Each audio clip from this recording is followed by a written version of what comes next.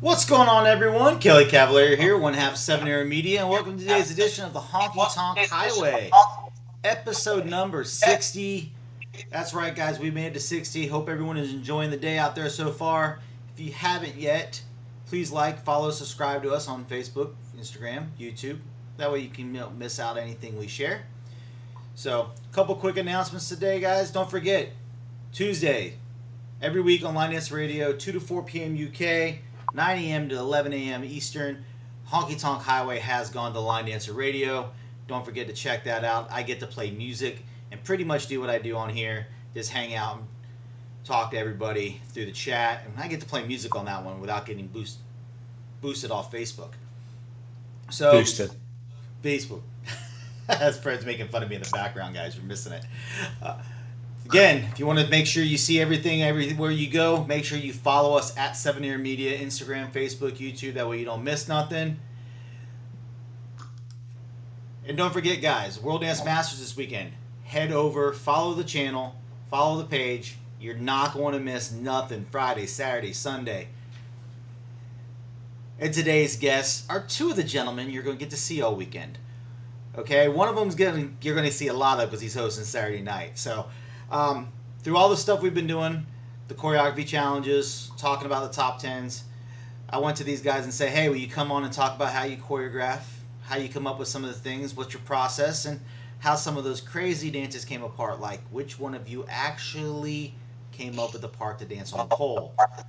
Ladies and gentlemen, without further ado, Mr. Fred Whitehouse and Mr. Shane McKeever. What's up, guys? What's up?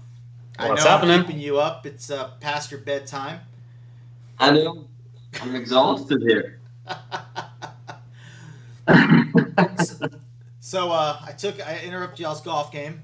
Got you to come on the show here. Don't worry, Yeah. I'm not having you choreograph. I didn't have y'all come. I didn't pick a song. Didn't have y'all choreograph with anything. So, no, we got out of that one. We got out of that one so far. What do you mean so far? Is there something else that we don't know of? I don't know if you tuned into the whole show. Shane came up with this great idea, the fact that y'all don't have to do it across phones because y'all can actually be in the same room together. We live too far away. Yeah. Yeah, okay. We kind of like meet in the middle to play a game of golf, and then we disappear again. So, just talking about World Dance Masters first. Obviously, big part of it. Fred, you're actually hosting Saturday night. Yes, sir. Looking forward to that? Looking forward to it, yes. You know, it's kind of bittersweet, and Shane will probably say this too. Currently, I think we would have probably just been wrapping up rehearsals. It's like 10 p.m. here in the UK. Yeah, I'm about to say, y'all we probably have just done like a 12-hour shift of the chaos that brings on a Thursday at World Dance Masters. And a lot of the social dancers and guys like that would be heading to Funny Girls. So as much as it's bittersweet, we should be there right now, rocking and rolling, setting the hall up and having everything and looking awesome.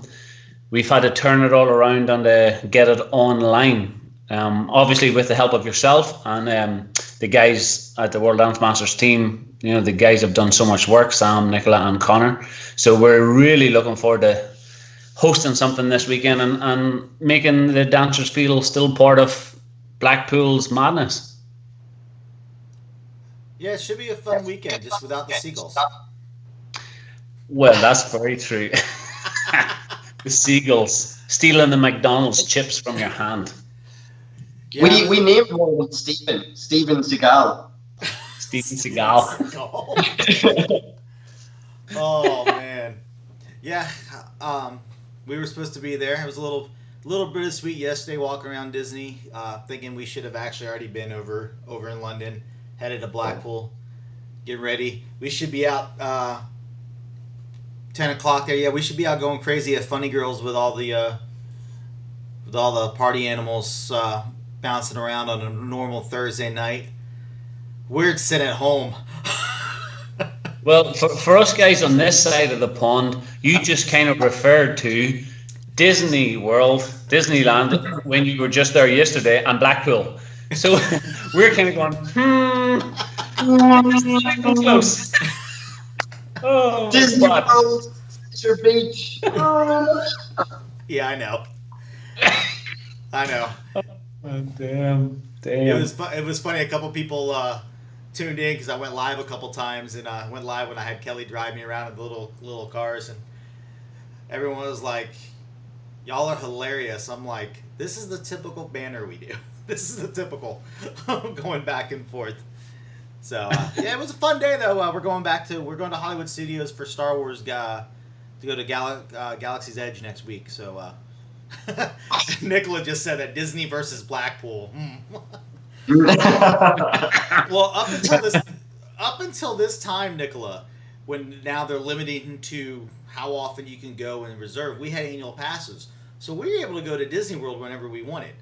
We could turn around and just, if we wanted to wake up on a Tuesday morning and decide if we wanted to go to the parks, we could get up on a Tuesday morning and go to the parks because we had annual passes. But we don't have an annual pass to get on a plane to come over to to England. That's the life, isn't it? The life. So, Paul just said he misses his B&B buddy Shane.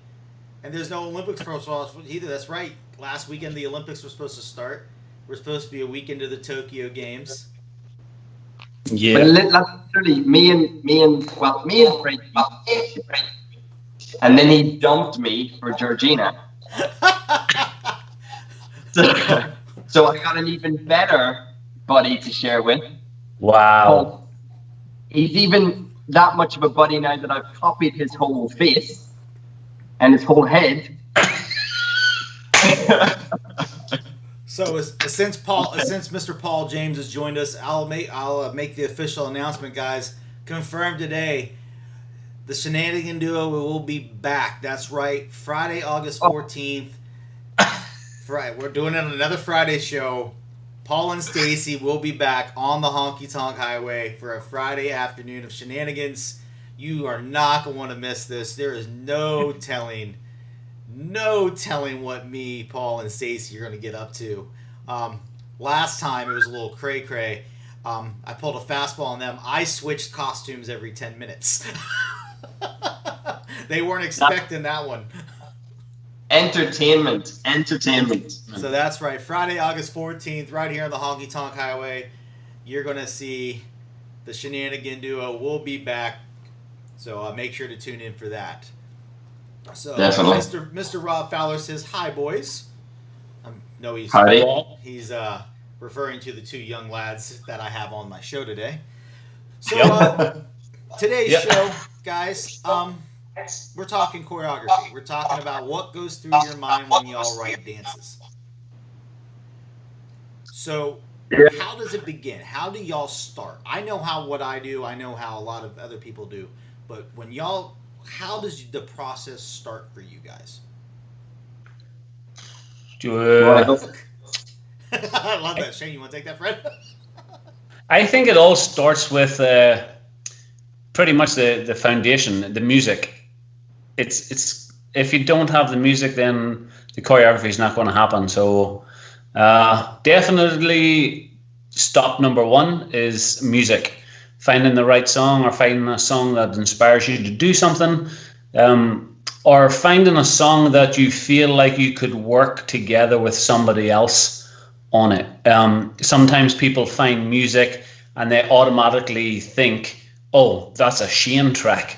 Let's email Shane, give it to him, or that's a Madison track, or someone will probably turn around and, as Rob's on here, probably send this to Rob, he'd probably do a dance to this.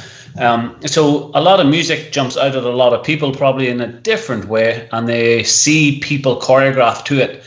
And it's the same for us, I think, just on behalf of myself. If I hear a track and I feel like I really want to do something to it, then I'll go with it, or I put it on a saved list. Everybody who choreographs has like the golden ticket list, and they think, oh, I'll get back to this, I'll get back to that one. And then you've got a list of like hundreds of songs and you never get back to it. But they're there to be done at some point. That's how I start. But I'm sure Shane will have that.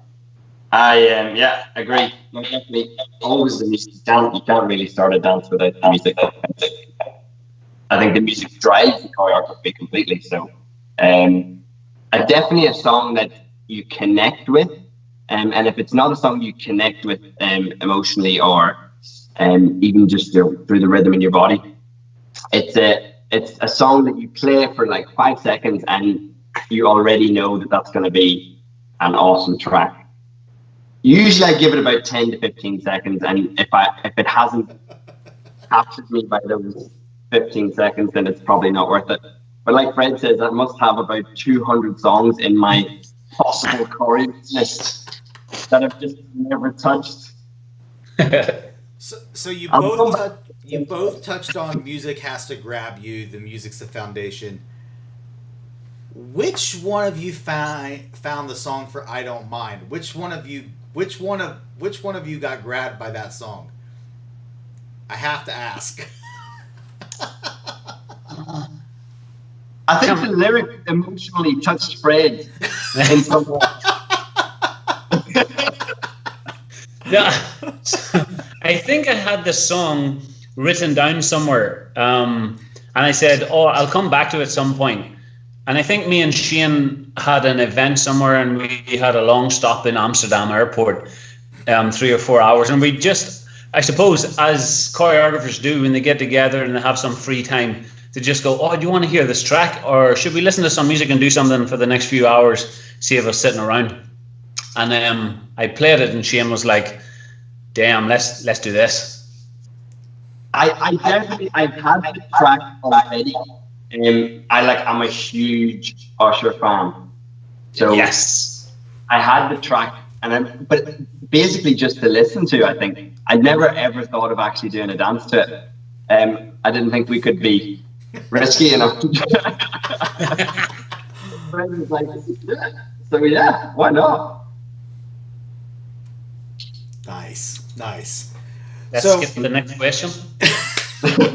So obviously foundation of music.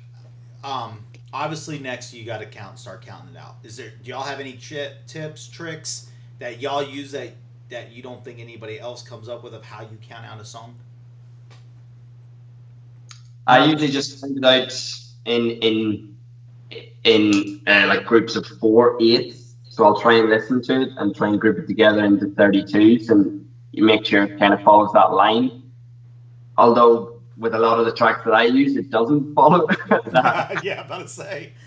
But yeah, every time I hear a break in the music, it changes phrase or is on to, it changes from chorus to verse, or you've got a little bridge in the middle, I'll change line and make sure that I put a note that that's going to be or possibly a part B or part C, and just try and group it together as I'm counting it out, whether I'm going to phrase it as an ABC or straight 32 or 64, and just mark out the tags and restarts. Really.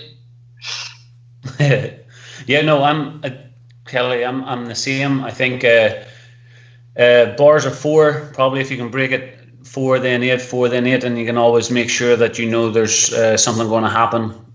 Keeps it in phrase. To be fair, I like to listen to the music more than once. Like Shane says, 9 times out of 10 we always get across ABC phrase dances and things with tricky sections in and around it. But I think listening to it a few times, picking out the highlights probably on the chorus or any verse that you're coming through, and hopefully if you can find a little pattern. If not, try to hit something which is going to be in that set of 8, which will probably come back to it later. Mm-hmm. So nightclubs and things like that, or actually cha-chas and all, the accents. If you're just being clever, that's all I gotta say. If you're going to choreograph something, just listen to the basics, and if there's a few accents, it's 9 times out of 10 going to come back on at some point. Maybe not to the same words, but pretty much to the same rhythm, same beat that you're going to have your accent to play around with. Nice. Now, have you ever got to the point where you send someone a song and y'all both count it out and y'all come back with different phrasing? Generally, when we do a dance together, we're usually in the same room. I think we've done one dance, maybe 2 that we maybe did over WhatsApp, but generally we're usually together. So we usually write it out together, or I'll possibly be writing it out and look at Fred and think, yeah, do you agree with this? An eyebrow raises and goes, no. No, usually I do. So the reason I asked that is because Tuesday on the Honky Tonk Highway on Line Answer Radio, I was playing songs from the USLDCC. And I think Shane was at the finals when Jono did The Wolf. And Gemma was on the judging panel, and Gemma had just released a dance to The Wolf. Now I looked up and I used this as an example of how people could count different. Jono's was a 32 count 4-wall dance. Gemma's was an 80 count intermediate dance with a tag, or something along those lines.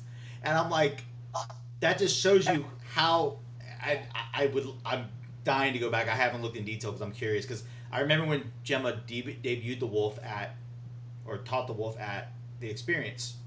Mm-hmm. And I'm like, I just counting like that. If you ever come up with one of you count it out, go, no, let's do it this, and you come back and no, that should be this count and this phrasing.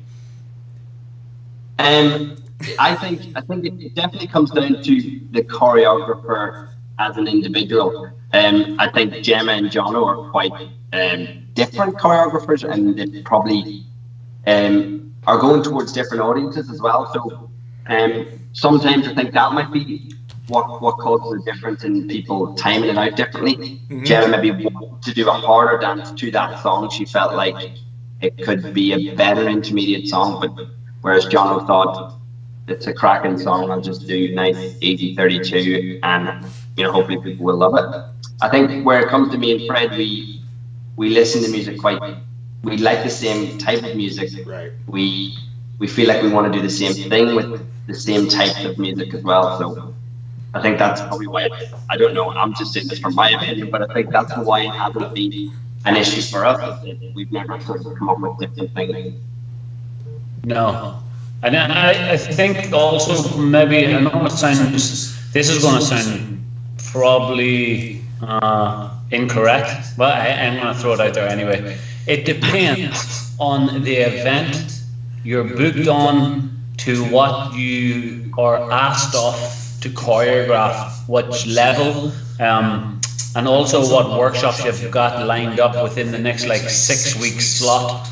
And if you're not going to be teaching a lot of beginner dances or beginner workshops, the beginner cycle of your brain is going to like put in a little box for a little while. So you're not looking for that kind of beginner improver stuff, because I've got 6 weekends back to back, intermediate, advanced, and they're looking that stuff, or they're not going to have my name on the bill. So it's working on that event run, I suppose, of what you're going to choreograph, or where your work is going to take you. So it's tricky. Depends on what you got lined up. There's definitely some beginner tracks, like you listen to a song and you think, oh, that would be a nice easy dance, And then there's definitely those tracks that have to be ABC, and there's no question about it. But you also have those tracks in the middle where whether someone does a 32 improver or a 96 dance to it both could be very good and could fit the music perfectly. It's just finding out which one, Sarah just asked. She goes, I've wondered. She goes, some songs have both a waltz and a rolling. Obviously, she meant 8-count choreography done to them. How do you decide? Because I've had this happen where I did a dance. Rachel looked at it. Definitely said I should have done the waltz count. Entered it in competition. Judge turned around and goes, you messed up. It's not a waltz. You should have done a rolling 8. Yeah. I'm like, so how do you decide that? That's a really good question, Sarah, because I know lots of people have probably wondered where's the line, and I guess because it has to do a lot with the speed of the Vini. Yeah. Obviously, where do you draw the line in speed? Because the same song that I wrote a dance to, Yanni did a dance to the original song by still a waltz. She just did it to the Justin Timberlake track. I did it to the country track and did a waltz. She did a rolling 8-count to the Justin Timberlake version. Drink You Away was the song. Rachel saw it, clearly said I did it right, did a waltz. It's fast, but it's a waltz. Entered a competition. One of the judges' comments came back, says, you messed up, you shouldn't have done a waltz, you should have done a rolling 8-count. Well, I think you always have to go with what Rachel says. If I told you who the other judge was, you would probably be like, okay, maybe not. But I do think what you said earlier, Kelly, speed is mega factor in that, so the rolling 8 counts are going to come in both ways. If you really want to slow the music down, you're going to use a lot of them whole counts, but then as soon as you syncopate it, is it too quick? Or if you're trying to use the waltz, it's probably going to feel a whole lot more or less like you're running around and you ain't got a clue where your feet are going to go. So then you actually start doing a lot of hold counts or steps with sweeps, and you're actually eating up 3 counts on steps, and you're like, really? So then where does your waltz basic stuff come through? So it's into this for me, but a lot of other people might think differently. Shane, I don't know. Yeah, no, I totally agree. I think it's definitely down to speed, and I think us coming from competition backgrounds as well is we're so concentrated on waltz technique. Basically, the slower the better for us when it's a waltz. So, and we're always even pitching music down just to make sure that we can show that technique to a waltz. And we're constantly thinking about that, even maybe not consciously, but maybe not when we're choreographing. So Fred, your wife would like us to repeat the last 25 minutes of the interview because the work phone kept ringing at work and she hasn't been able to listen. She's fine. You didn't miss anything. It's all right. So She'll probably tell us we're wrong. Trevor Thornton has joined us, and he has a great question. No question from Trevor. See what happened after his first one? It says, do you ever think to write a dance that may be perhaps an intermediate/advanced dance, then turn around and you choose to write a beginner dance to the same track so that way there's a floor split, both dances are yours? I'm pretty sure he's referring to when him and Rachel did Mr. Put It Down, and then turn around and release Mr. Little Put It Down. That way the floor split was theirs. So there you go. Do you personally, myself, I just like to concentrate on maybe doing one level to a dance. Just because even once I finish that dance, that's basically all I can hear and all I can see when I'm dancing it as well. You know, and I just think whenever you've concentrated so much on doing a dance, and especially those dances that happen in 10 minutes, and it just flows so easy, it's really hard to then do something that's totally different. Do that, you know, I'll do that maybe an advanced dance. So no, actually, I've never thought of doing it, but I don't think I would like to do it either.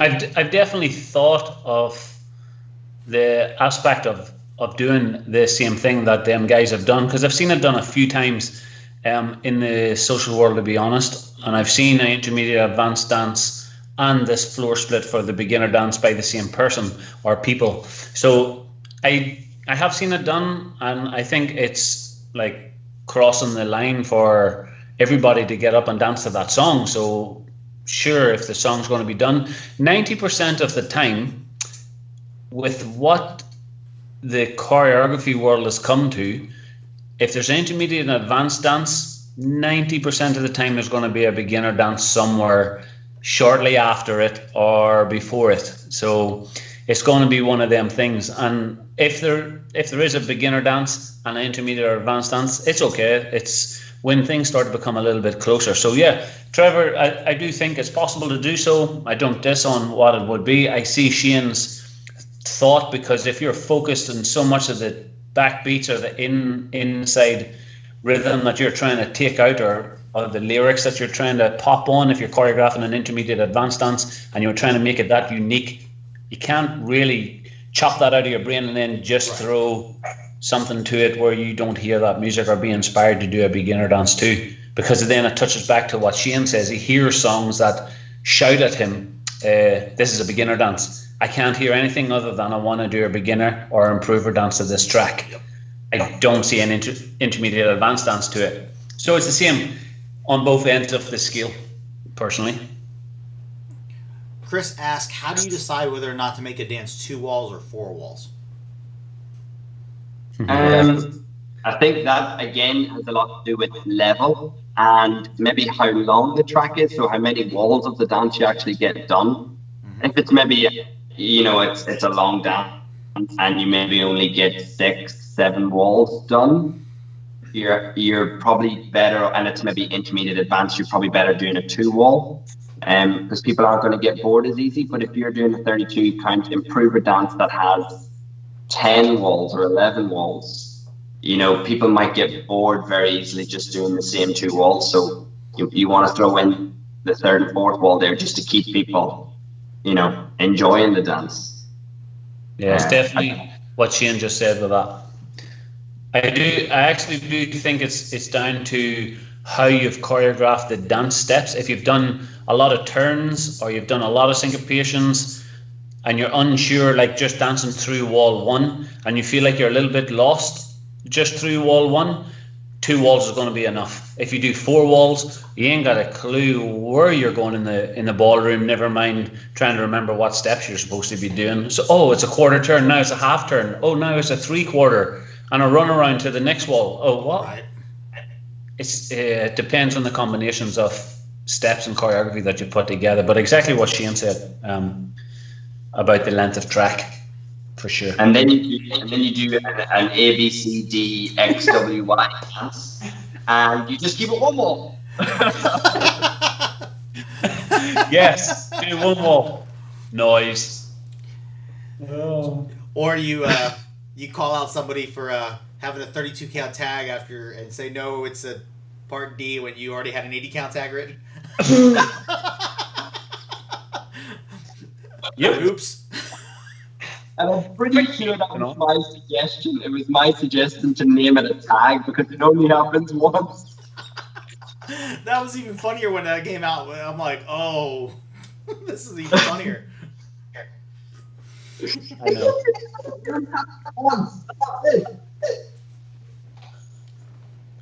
That's the excuse, and he's sticking to it. Yep, that's his reasoning, and he's sticking to it. Niels Paulson uses the same excuse. He's done it too. Yeah. So, have you ever both finished a song and been like, "Oh, this is gonna be great. This is gonna be great," and then, boom, someone else you know really well turn around and release the same song? Oh, yes. You know, it's so bizarre. Like, you have us two on. This actually happened not so long ago. We finished the dance, choreographed it again in another airport. And shocker. Like, I think it was literally the next day. Was it the next day, bro? That it could have been that night. Like, that night. As we were playing, I looked at my phone and someone had just released the dance to it as we'd finished the dance. And that was actually a rolling. It was a rolling it. Oh, that's funny. Yeah, oh, that's hysterical. And we loved what we done. Damn it. Yeah, it happens. I think it's just gonna happen, and I don't think people do it intentionally. But everybody's looking for the same music. You know, everybody's using Spotify release radar, so it's gonna happen sooner or later. Yeah. So Trevor has another question, and this is actually a pretty good one. How do you both feel about a 2-wall plus 2-wall dance? And he explained it, and I knew what he was talking about. Where you dance 2 walls for, say, the first 4 walls, then you hit a tag and restart, and it changes you and puts you on the other 2 walls for the remainder of the dance.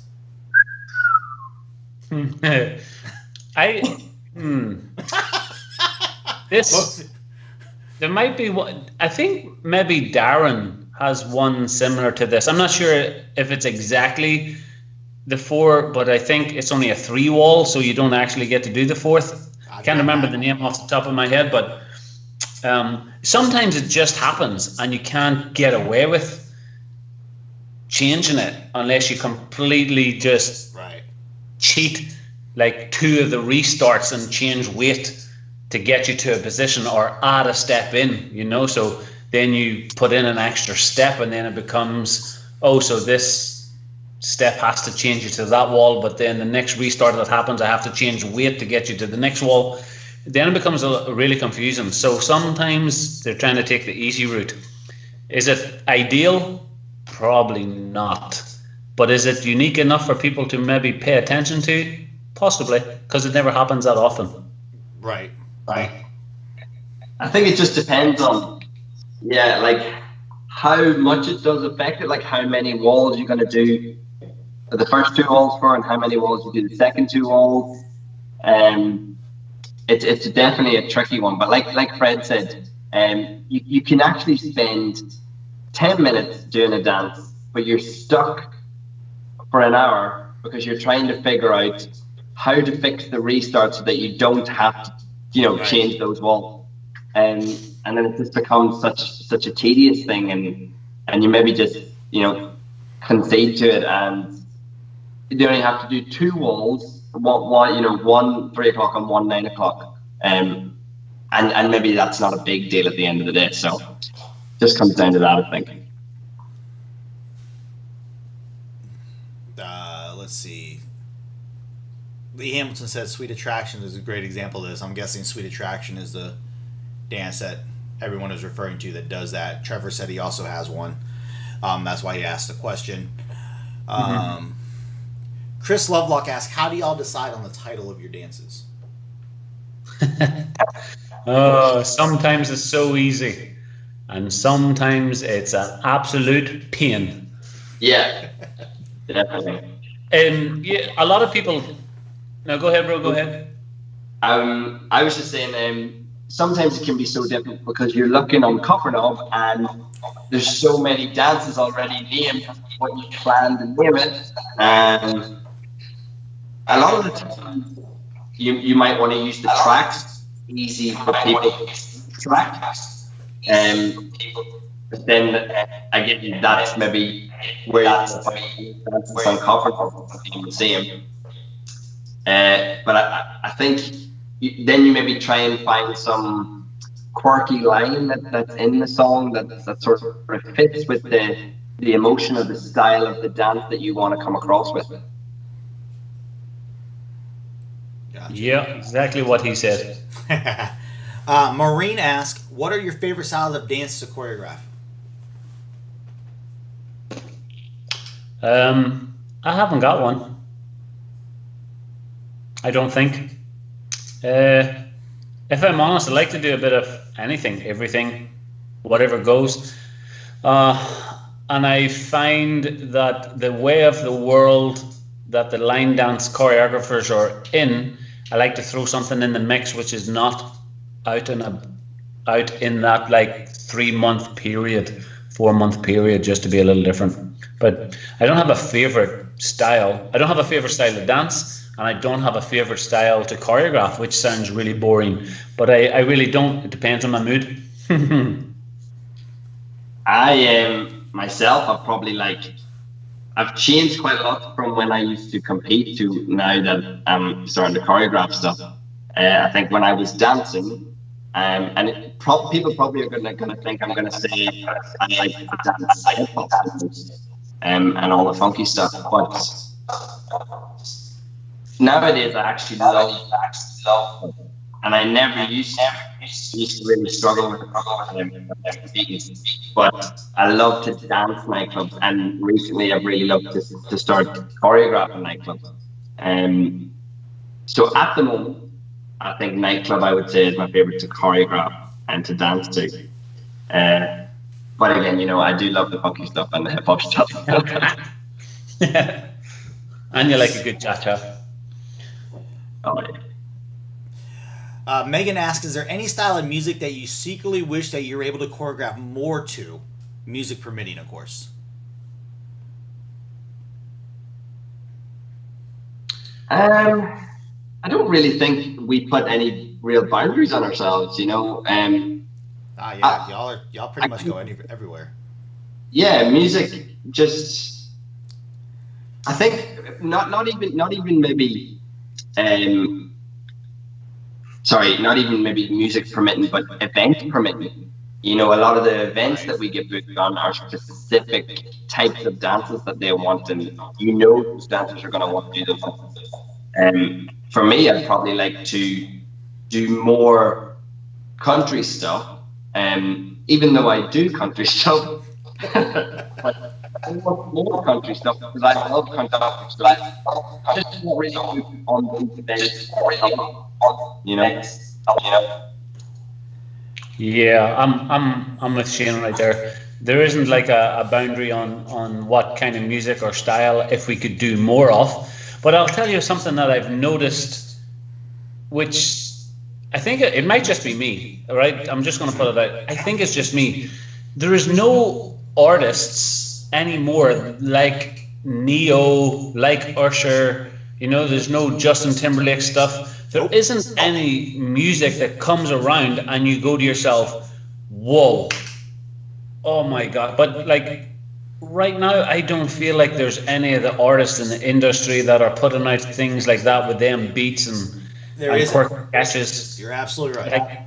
And Pitbull's gone. He's coming back, but it all sounds pretty similar, if I'm honest. So, yeah, and that's just a personal thing. Maybe I'm completely wrong. No, I agree with you. The music that's been released is either country, you got in the like for the mainstream, it's pretty much all rap, and like the harder, more provocative, explicit hip hop. Not even back like when you had Tupac and Biggie and all them. Not even like LL Cool J, Ice Cube. Not even the hip hop that we had back in the 80s and 90s. The stuff today, you can't even understand half of it that's being said. You just can't. You can't even. If you get the clean version, you definitely can't understand. No. You don't say any words. Nope, you don't get any of the words.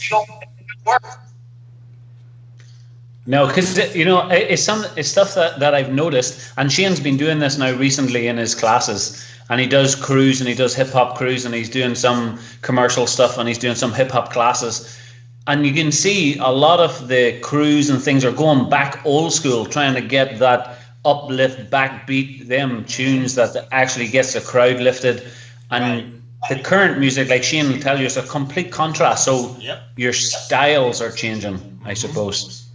Maddie B asked a good question. Do you prefer to choreograph for social or competition dances, or do you feel that they are one and the same now?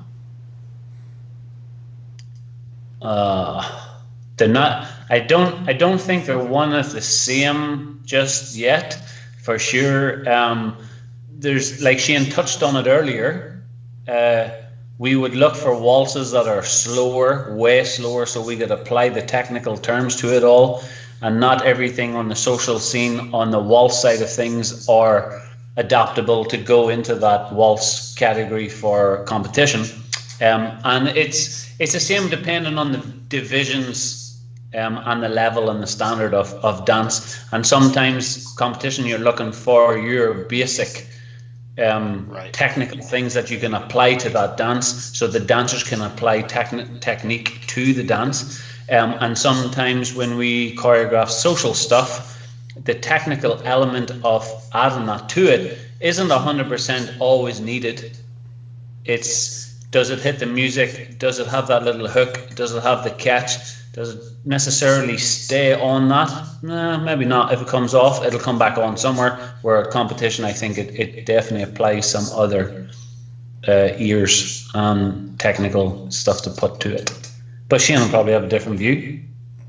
No, I agree. I think when we're doing competition, we have criteria we're trying to hit. We're trying to make sure that if we're choreographing an intermediate dance, that it's not too hard, but you're looking to make sure you've got basics in there so that people can show you what you're trying to judge, basically. And maybe when we get to choreograph the all-star dances, we have a bit more free rein to do what we like, what anything we really like to do, and maybe a little bit too far sometimes.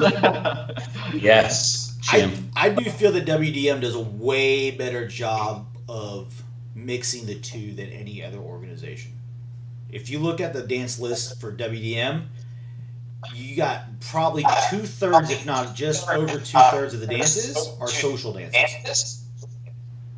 I think, Nicola definitely is credited for that, because she makes sure she tries to pick dances, and I think she does consolidate a lot of choreographers in the social scene to see what's being danced, and she will choose those dances that have basics in them, where we can apply the technique too, and dances that have been popular throughout the year, so that also social dancers can dance them too. Like what? Like Revolution. You had Secrets We Keep was an advanced dance this year.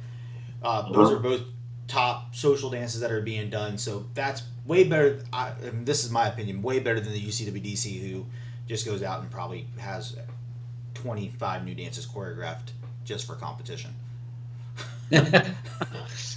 No, I do. I think Nicola's definitely on that for sure. And that's one of her goals. She says at the start of every year, and even when we're traveling, she'll probably ask, "Well, if you see something on the social scene you think it would fit comp, write it down, and we can follow it up." So I think it's definitely something that crosses the boundary where it used to be such a standoff. Competition dancers don't social dance with these, and now it's crossing over. And this is what you get at World Dance Masters. I think the elements of the arena and the Spanish room shows it. And Nicola just said that she goes, we try and use as many social dances as we can, and I think y'all do a great job of it. There's tons of them, and I think it also, for anybody looking to compete, it makes it a little bit easier if they're coming from the social side to go to the competition.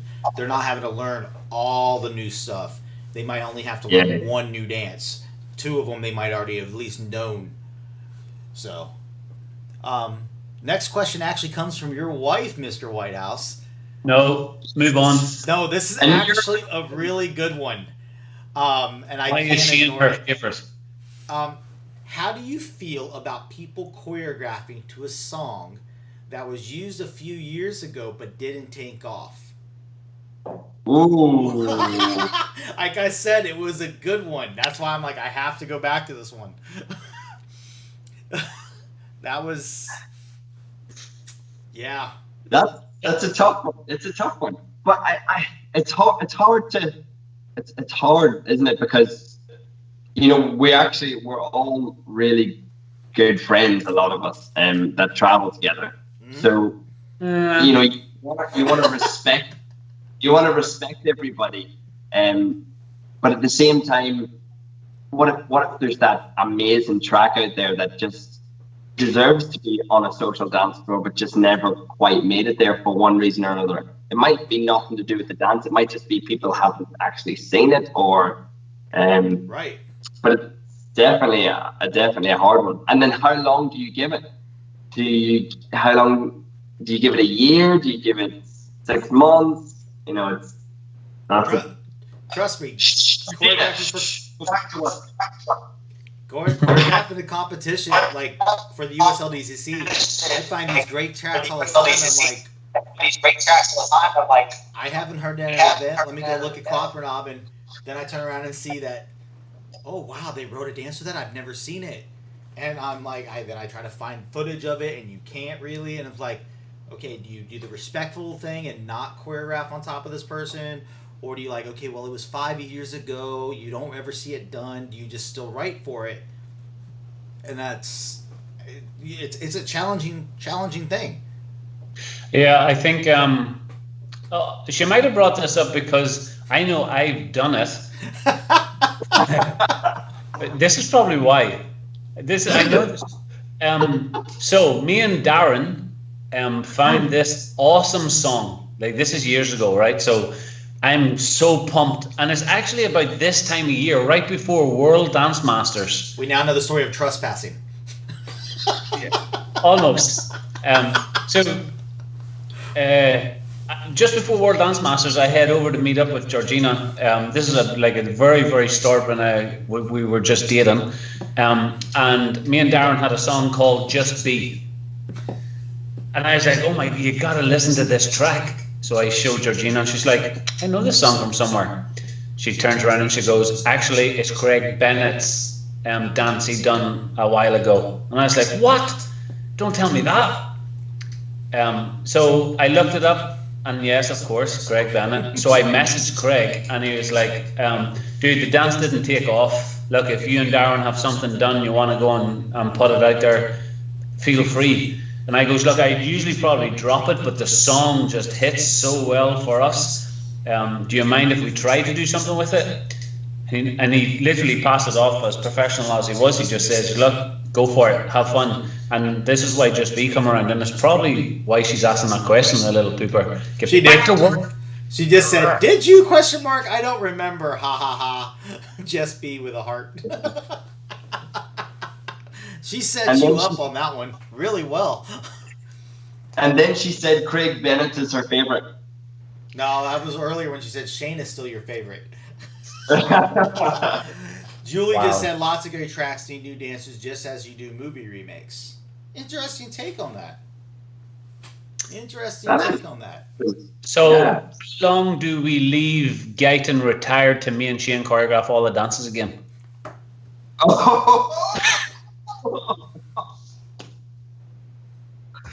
Your daddy's gonna kill you.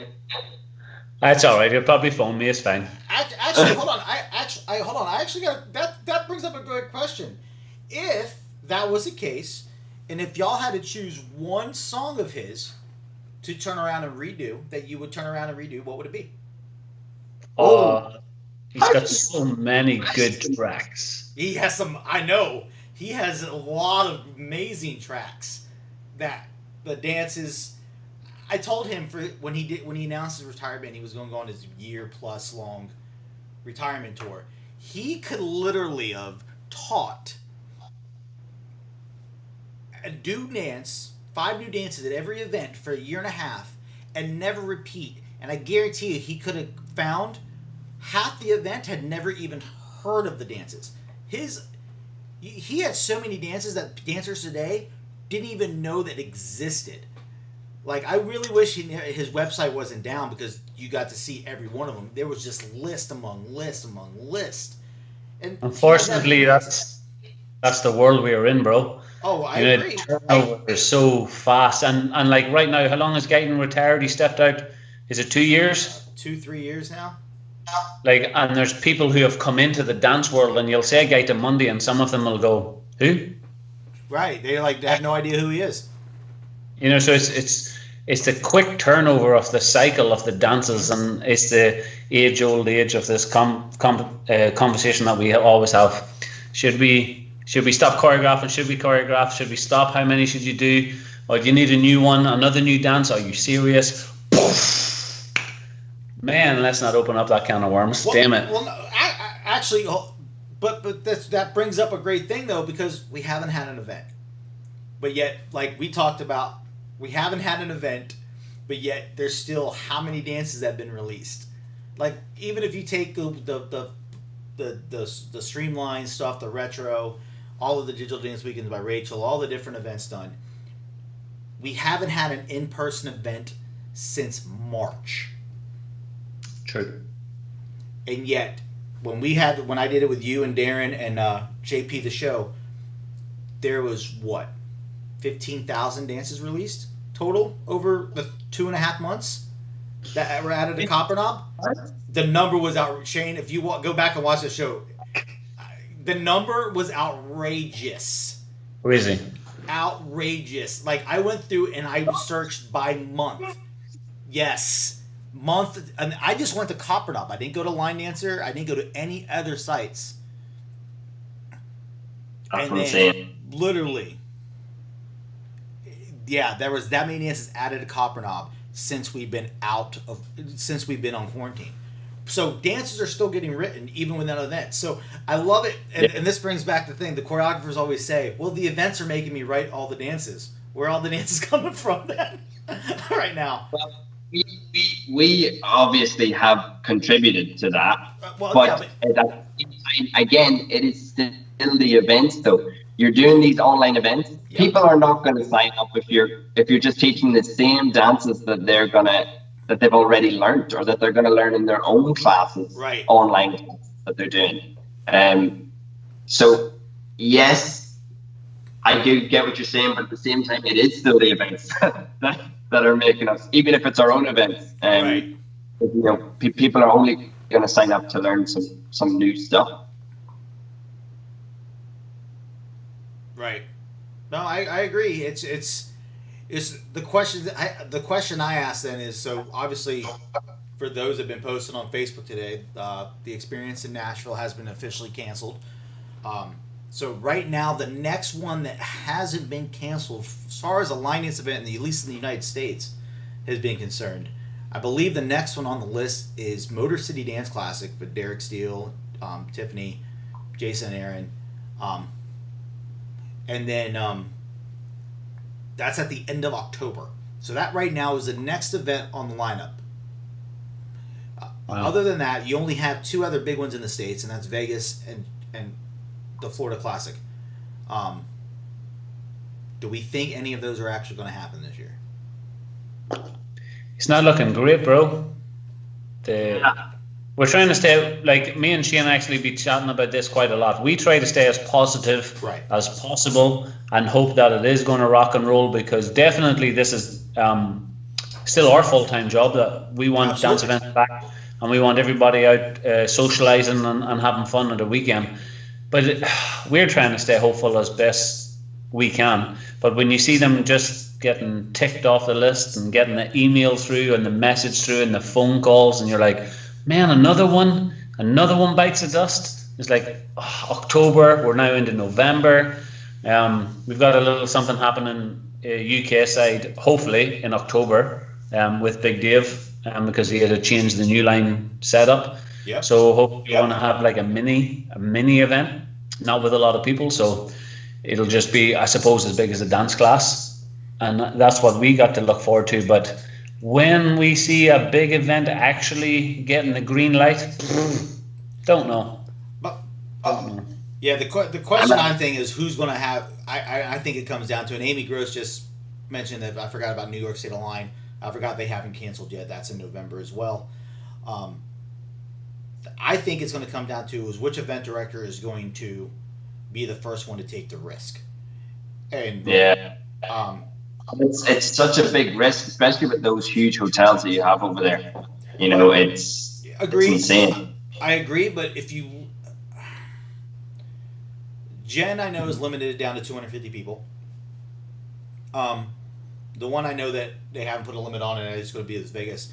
But if anybody is going to be the first one, and I know Derek will, as long as his hotel will allow him. As long as his hotel will allow him, Derek will do it. If anybody is going to hold it off, Doug Miranda will not cancel Vegas. Doug will not cancel Vegas. Doug won't do it. Doug will not cancel it unless he is forced to cancel it. And Natasha Smith said flying restrictions are going to dictate when the next event can happen. I actually don't think that's true. I don't think that's true because you know what? Because a couple things on that. There are plenty of choreographers in the United States, and there's plenty of like it's not going to hinder us coming over. Like, if the Crystal Boot Awards come January, they say, oh, you can't have a single American instructor. You think Betty Drummond and Steve are not going to have the Crystal Boot Awards if they're allowed to? No, they're going to hold them. And they're going to replace those American instructors. It's just how it is. And with technology these days, we've had projectors in ballrooms for 2 years, guys. I've had the capability of broadcasting into ballrooms for 6 years. I can make an instructor appear in a ballroom from anywhere in the world as long as I'm about to say, just like I am now. Right now, I'm sitting in my home in Lake Mary, Florida, and I have 2 guys in Ireland on the screen with me. So I don't think it's the flying restrictions because you know what? We can fly to any of the 50 states. Y'all are allowed to travel already. I know people that are going out leaving the UK, going to other islands. I know Fred has gone to Ireland, back into the UK. Into England. I know it's been done. So I don't think the travel restrictions, granted, is that take some things away from an event? Yes. Is that going to hinder an event from happening? I don't think so. I think that event directors just going to have to get more creative. Do what the event people, attendees are paying for you to do, and that's get creative.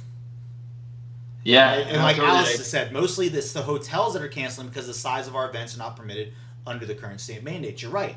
So the minute the state mandate allows it, like, that's going to determine what the event happens. As long as the state allows it, I guarantee you're going to see an event director hold it. It's not going to be the event canceling because they said, oh, we can only have 200 people and we can't get this one instructor. No, they're not. They're going to still hold the event. And they're going to replace that instructor. Just like I already know, like before Nashville got canceled, Janice Graves was sharing in her newsletter that Diane and Sandy added Scott Blevins. So I already knew that was in the works of changing up because obviously Madison was not coming and Silent. And like Julie just said, you have smaller events here in the UK. So I guarantee you, UK will definitely have the events before America. I already know, isn't there? I think there's an event happening in Taiwan, is it? And that Darren and Joey are getting broadcasted in for.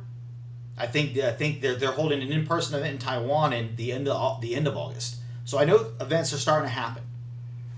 It just depends on the country. Yeah, it'll just be the next question is then when are you going to get an international instructor going to another country for an event or going to America for an event? I think going to another country is going to be a lot more feasible than coming to America. Once they open the borders, you'll see it. That's going to be the kicker when the borders officially open. Pauline just said people are still concerned about large groups, also no air conditioning over there. Yeah, that's a big kicker. probably more than anything. But we are getting into the wintertime, Pauline. Luckily, we have air conditioning over here.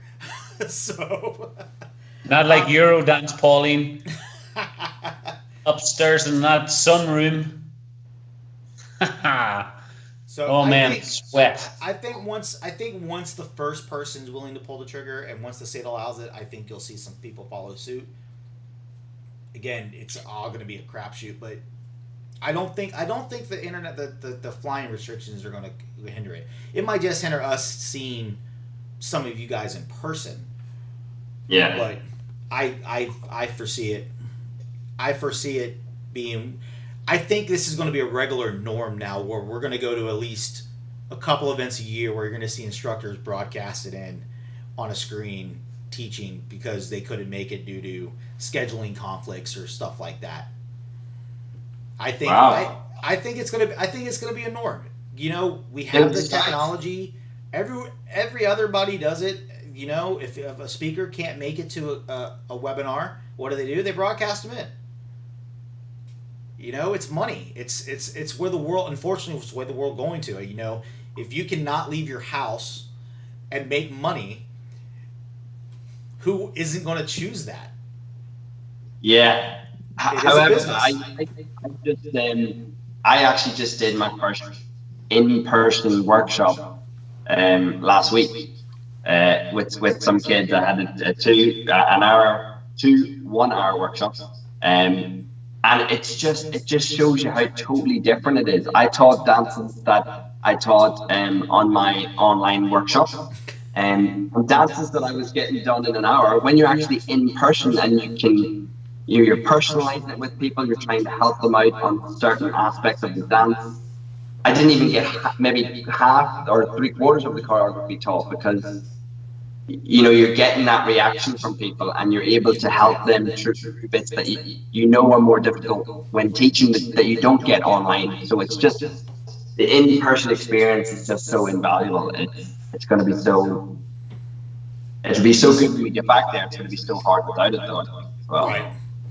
I'm with Shane on that. The in-person, getting to teach, the interaction with people, it's all of that package that you're going to miss. And you can get the technical stuff and things like that. You know, anybody who's doing private stuff, private lessons, competition training, online stuff isn't the same. It helps a little bit, right. Don't get me wrong, but it doesn't give you the full package in what you need to do and what you need to benefit from. You know, so it's the same with people doing like online workouts. Sometimes they're faking it and they're doing a little bit, but if they're one-on-one with a PT trainer and they're pushing them against and they're getting it done, they're going to have that six-pack instead of lying on the floor going, oh, I've really tried this morning. No, you haven't. You took it easy. There's nobody shouting at you. Come on. that was me today. I was like, oh, I should only do 10 more press-ups, but I'm tired. So time is flying. Already been flying, guys. I didn't realize it's already 6:04 or 11:04 there. Dang. One last question. Amy asked, Kelly, do you think Florida Classic will happen? Yes, I do. If you ask me my personal opinion, you're talking about December. Do I think the Florida Classic will happen? Yes, I do. Do I 100% think that all the international instructors will be there? No, I do not. I do think some of them will back out. I think some of them will not be able, due to flight restrictions, not get in. Do I think everyone that will get in, that's able to get in, will get in? Yes. But do I think the Florida Classic will happen in person? Yes, I do. I honestly think Jen and Jason Cameron limited the amount of people. They're doing everything in their power. They are going to do everything possible to make that event happen for everyone. And I hope it is, because it's the finals. I don't want to do an online competition for the finals to determine who goes to WDM next year. That is for sure. I want to dance in person. I want to show up on a dance floor. I don't want to have to compete online. So, one last thing. You two got a little workshop again coming up. Cyber Sessions 2. Yes. We haven't started, like we haven't released it yet, but we have like saved the date out there that we're going to be doing it on the 30th of August. We're going to be releasing it soon though. And we're actually so thankful for the support. And I know you mentioned this in one of your other shows, Kelly, but the sign up was phenomenal. And the fun we had, actually, because we were allowed to be in person with each other, right, in the same house, it completely changed the dynamics of having a workshop. And it definitely changed up our experience with online teaching, especially having another choreographer in the house. It was kind of cool. Awesome sauce. Well, thank you, gentlemen, for coming on today. It was a great chat. Didn't even realize that we went an hour, just over an hour. So what happens when the three of us get to talking? Guys, don't forget, if you haven't yet, head over WDM Live tomorrow, Saturday, Sunday. Tomorrow it starts at 7 p.m. UK time. That's 2 o'clock here on the East Coast. Saturday at 7 p.m. as well. Sunday it is 5 p.m., so noon for us here on the East Coast, guys. Definitely aren't going to want to miss that. That's 3 great days of stuff that's planned. You are going to love it. Also, I'll release the schedule for next week, this week, guys. I can already tell you are not going to miss one of the shows next week. I got a blast from the past. Lorenzo Golo Evans will be joining me next Thursday on the Honky Tonk Highway. So come check out Golo. Guys, thank you for a great day. Everyone else, tune in to World Dance Masters tomorrow. See ya.